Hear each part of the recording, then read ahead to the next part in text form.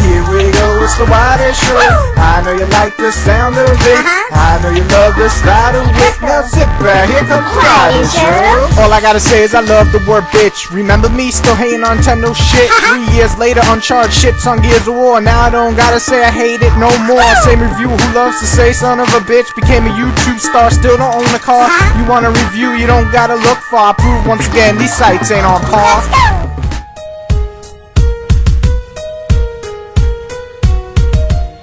Well, if you play a strategy game or even looked up information on a strategy game, the story is not hard to understand.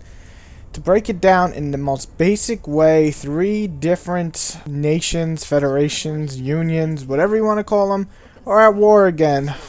I mean, without a war, you can't have a strategy game, can you? I mean, that always happens. There's always some big-ass beef where the treaty's broken, and boom, it starts the war. But that gives us more than enough reason to kill some people, or at least send robots in to kill robots, because that's what you do in this game.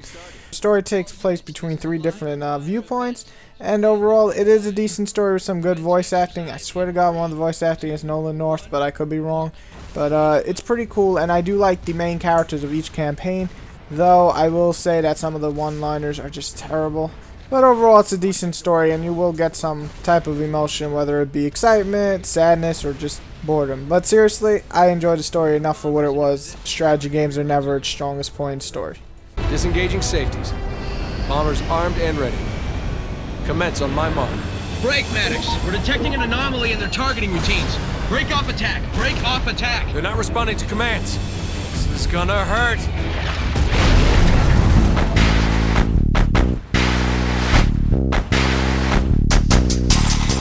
It is a strategy game, so the main focus is more in terms of scale than the actual detail of each unit. Though I will say that the graphics in the terms of detail aren't bad, and the robots look pretty damn cool. The whole design is very futuristic, but it looks good, and the explosions, especially the big-ass like atomic bomb explosions, look excellent. All 3 substations are down. The shield is disabled, and the reactor core is exposed. Now, it's not the best looking strategy game I've ever seen, but the sheer amount of units you can have on screen and the size of the maps really shows it off, though it's not as big as the first one. However, the CGI cutscenes are better than the first one, but still kinda and you would expect better from Square Enix publishing it.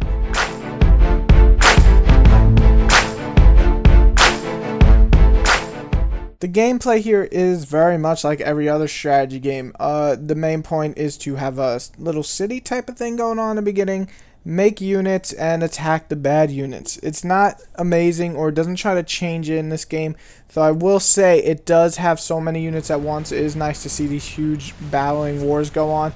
And the upgrading scale tree, when you get points such as killing people or getting technical points on the field, will let you upgrade different units such as air, vehicle, or just structures, or your APC. And I mean, other strategy games do that. It's not brand new, but it does feel pretty cool in this game, and there's plenty to customize your own army, so I thought that was really cool. Now for single player, the mission objectives are usually pretty basic. Destroy this unit or destroy that unit. It's not really that hard to grasp. I will say on the harder difficulties, the amount of units that the enemy can throw at you at once are absolutely batshit insane. Then again, this is a strategy game, and you have to be used to that. If you're used to playing strategy games, you'll know that the enemy unit on hard mode always kicks your ass. What really helps you in this game, though, is the oversight in this game is so big. Meaning when you go all the way out view, you will see basically the entire landscape, and you will be able to select units and combine them to make the bigger armies and then send them off, and all you'll see are little dots calling next to each other, but in fact those are armies filled with 60 to 70 men each. Well, not men, robots. But the point is that it's very cool to have this huge oversight, and it just makes the game feel bigger. Though again, like I said before, it's not as big as the first Supreme Commander, but it's still pretty big compared to the rest of the RTSs out there.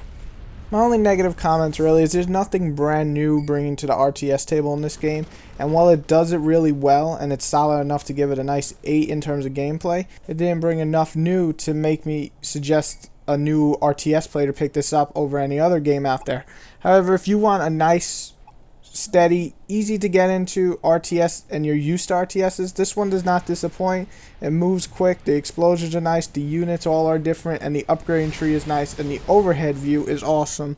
But if you're looking for something new, this one will not bring anything new to the table. And a small note on Xbox users that are going to buy this game or rent it, the skill tree with the analogs just doesn't work as well as just clicking, and sometimes you will be fucking around with the skill tree while your units are dying. Not fun. Next time, developers, please fix the controls for the skill tree for Xbox 360 users. Thank you!